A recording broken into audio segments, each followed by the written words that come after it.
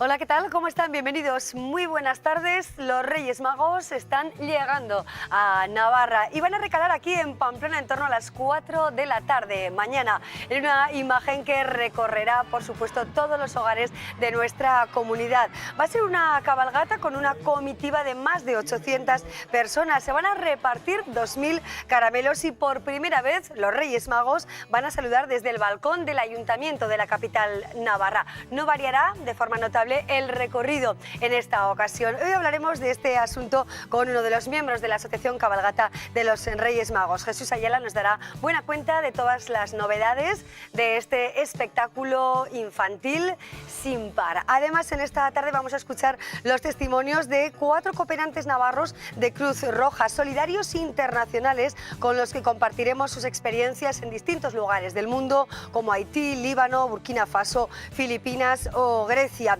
Situaciones de emergencias que nos relatarán, como decimos, los solidarios de Cruz Roja a nivel internacional. Y además hoy tendremos nuestra sección de salud y nos vamos a ocupar de las enfermedades reumáticas. La doctora Laura Garrido nos va a contar por qué enferman nuestras articulaciones, algunas de las causas y sobre todo cómo prevenir este tipo de dolencias. Son algunos de los temas que hemos seleccionado para disfrutar del programa en su compañía. Comenzamos.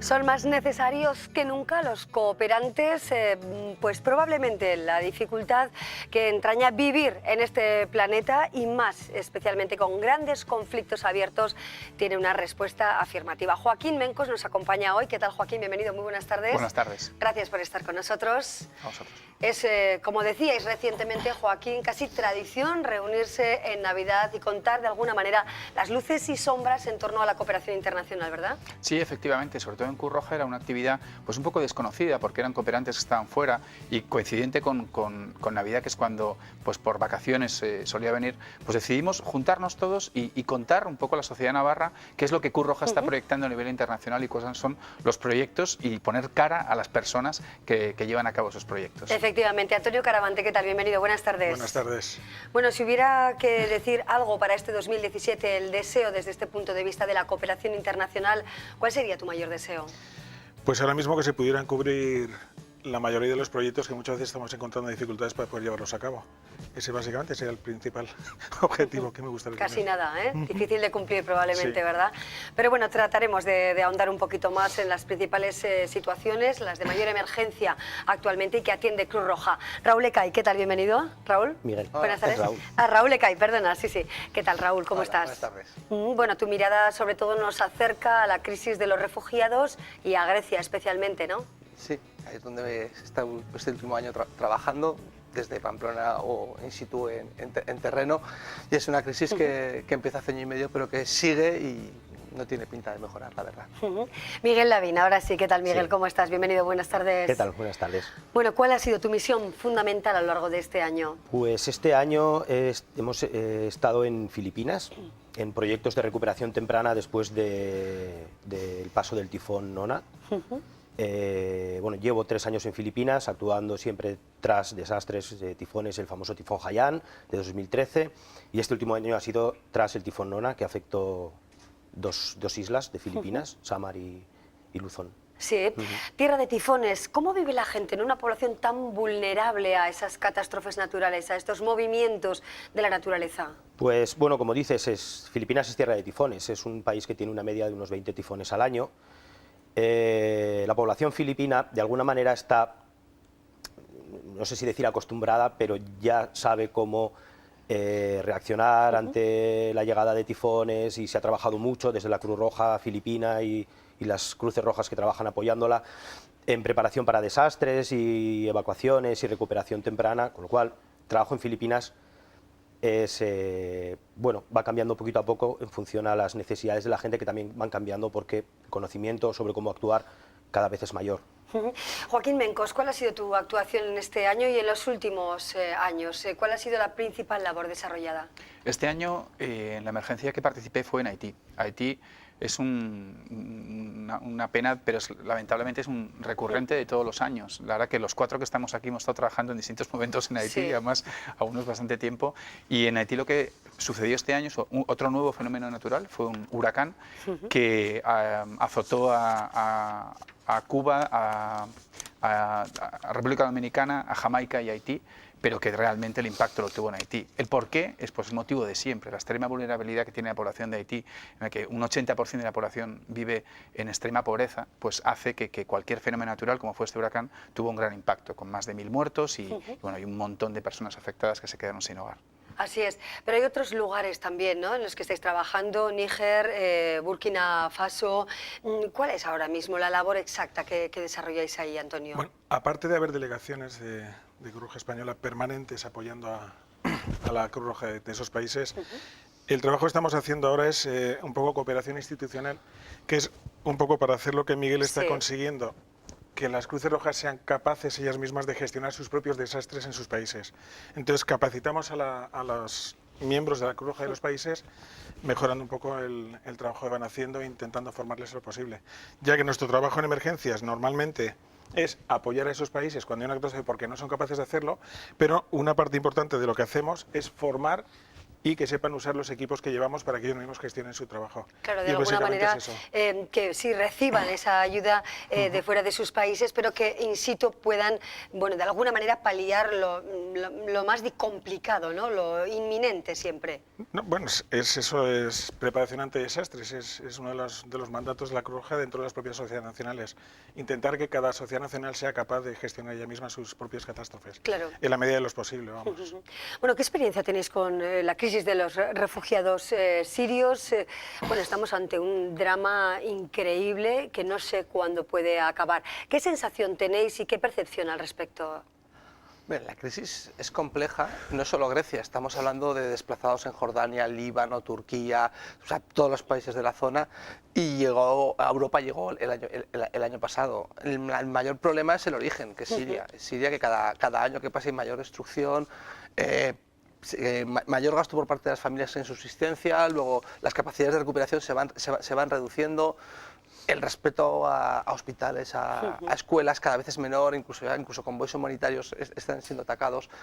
Luego, las situaciones de extrema complejidad y sobre todo muy complicado a futuro. Es decir, va a ser muy difícil, ya hay personas que llevan 2 o 3 años fuera de su país, que ya no es tan fácil volver como cuando es un desplazamiento menor de 6 meses. Sí, se puede decir que es un país que ha retrocedido 35 años en la historia, ¿no, Joaquín? Sí, o 40 años, pese a que ahora ya la coalición internacional pues parece que ya ha reconquistado Alepo, Mosul está a punto de ser conquistada y probablemente tiene visos la guerra de que vaya a acabar, pero lo que decía Raúl, ¿no?, la reconstrucción de ese país pues requerirá enorme esfuerzo y tiempo para poder volver a estar como estaban, porque realmente Siria era un país que no estaba mal, esa es la verdad dentro del contexto.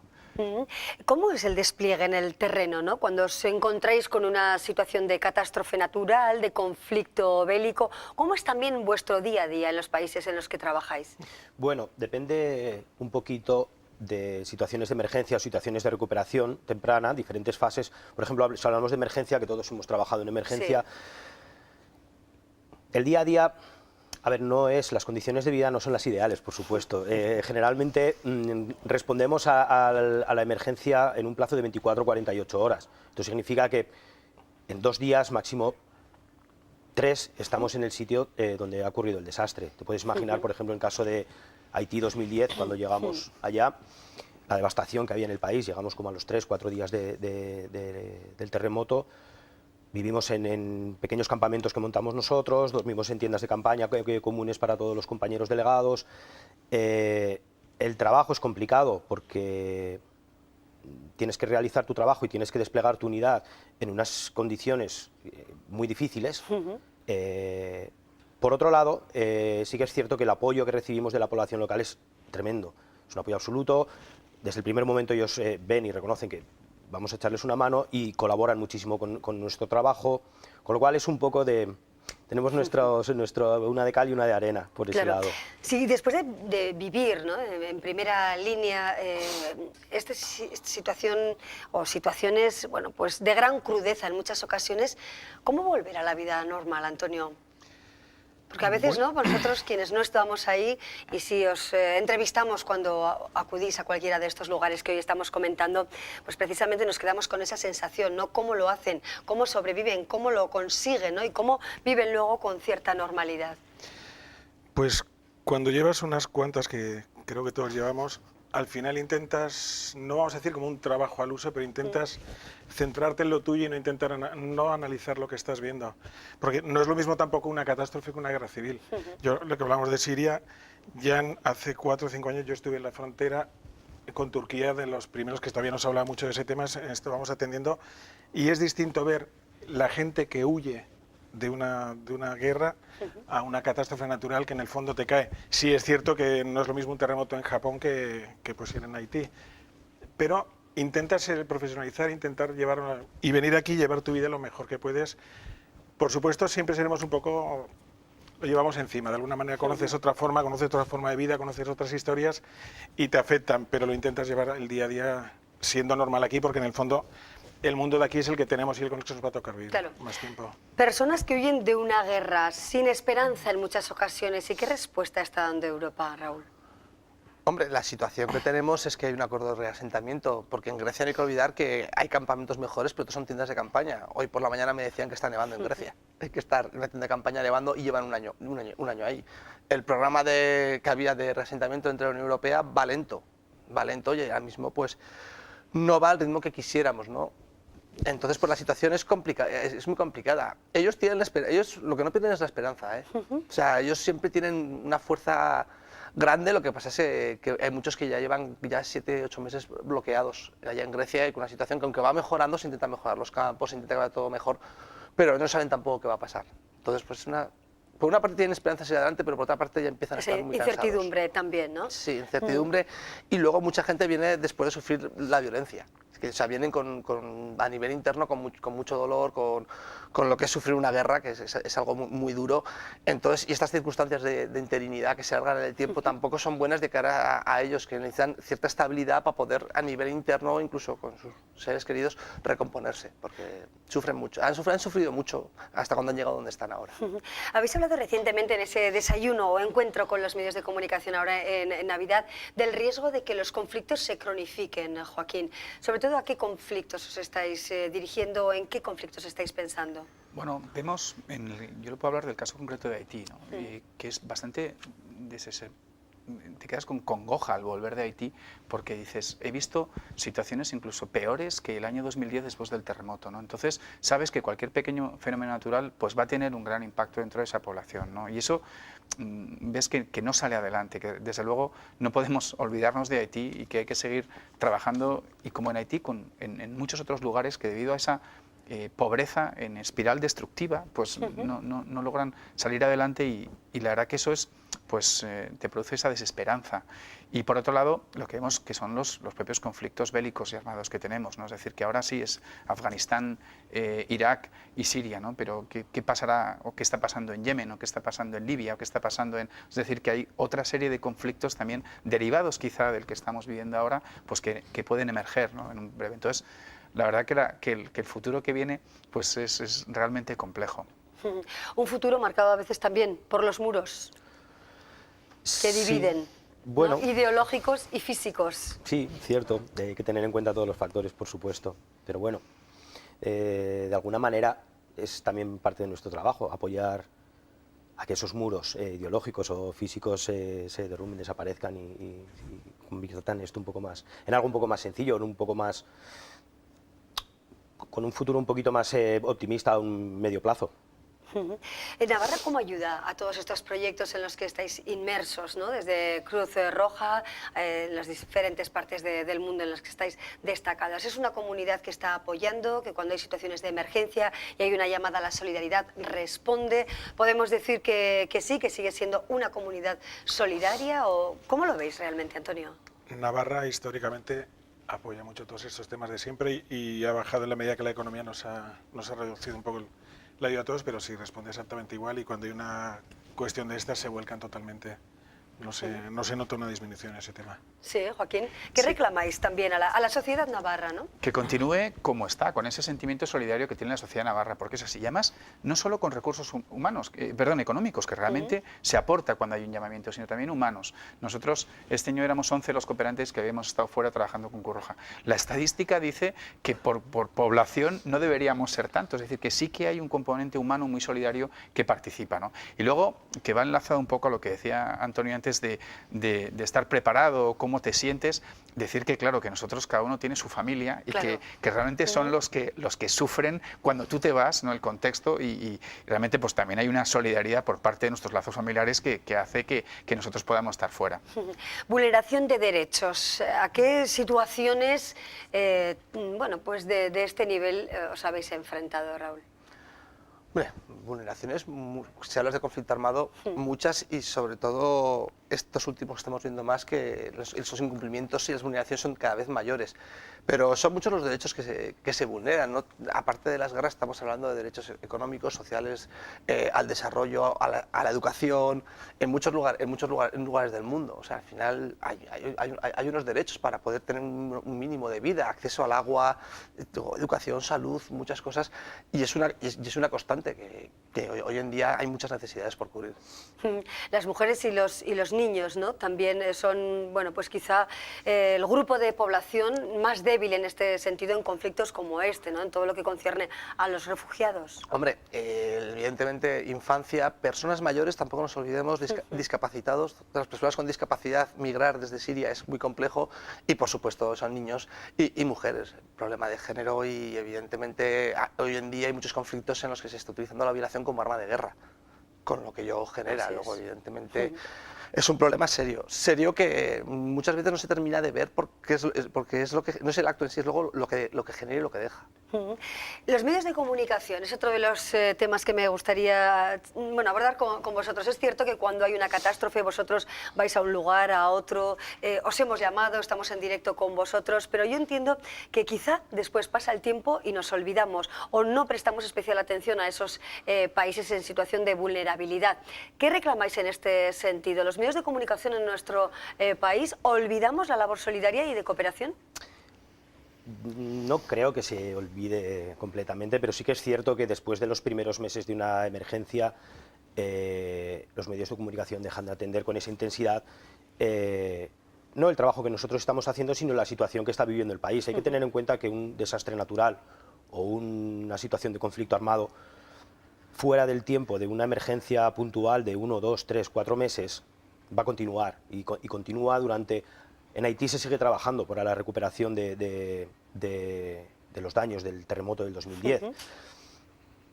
Sí que podríamos reclamar un poquito más de, no atención, pero sí tal vez de transmitir que estas situaciones que se dan en un momento dado se alargan muchísimo en el tiempo y que la ayuda que nosotros recibimos, la ayuda que se recibe en un primer momento es enorme, y luego se nota una reducción muy grande de la ayuda, porque son conflictos o situaciones que a lo largo del tiempo parece como que desaparecen.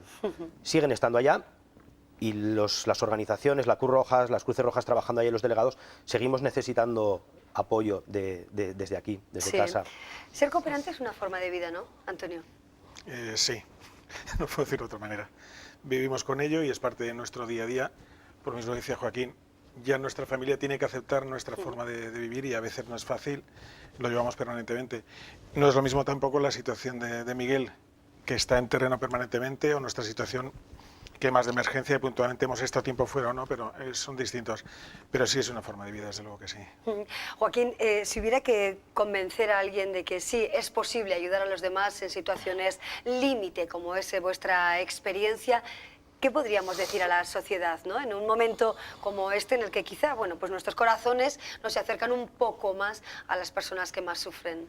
Sí, que es, o sea, sin la ayuda que se recibe, habría, o sea, muchas situaciones de personas que estarían muchísimo peor. Y hablamos no solo en desastres, sino en desarrollo, ¿no? Que es lo que está haciendo Miguel también en Filipinas. Y eso o sea, es necesario, y desde luego funciona. Es decir, a la hora de emplear fondos y cuando estás trabajando en largo recorrido, pues se nota que mejoras la capacidad de las personas donde estás trabajando, ¿no? Y eso es gracias a la solidaridad de los demás, que es la Cruz Roja en nuestro caso, es de lo que recibimos, eso es lo que se aporta y tiene resultado, por supuesto. Nos quedamos con vuestros testimonios en esta jornada previa a los Reyes Magos. ¿Qué podríamos pedirle? Pues paz a los Reyes, efectivamente, ¿verdad? Y ausencia de conflictos. Bueno, pues como hacen posible lo imposible, veremos a ver si se cumple ese deseo utópico, ¿no? Muchísimas gracias a los 4 por acompañarnos, Antonio Caravantes, Joaquín Mencos, gracias Raúl Ecay y Miguel Lavín. Gracias. Y gracias también a todas vuestras compañeras y compañeros que hoy no han podido estar aquí, pero que por supuesto están disfrutando de estos días en Navarra y pronto se marcharán de nuevo a su destino. Gracias a los 4 y mucha suerte en vuestro camino. Gracias. Gracias a vosotros. Hacemos una breve pausa y seguimos con otras historias.